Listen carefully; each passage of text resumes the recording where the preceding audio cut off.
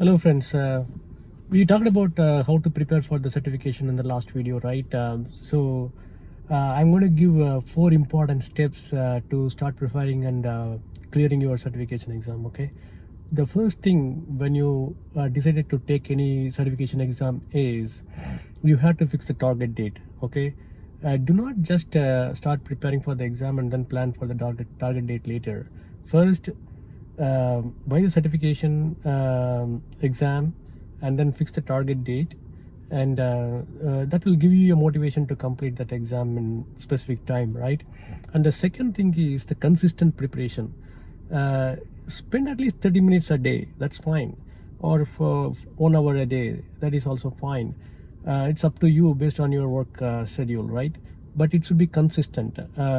Do not drag your preparation until the last day of the exam, okay? And the third one is start doing more hands-on with the details whatever you have with different service providers, cloud service providers, or any create a free account and start doing a lot of hands-on, okay? Get your hand as much as possible. And the last and final thing is do a practice exam, at least 5 or 6 practice exams before going for your real exam, okay? So follow these 4 steps strictly, you can clear any certification. Take care, bye.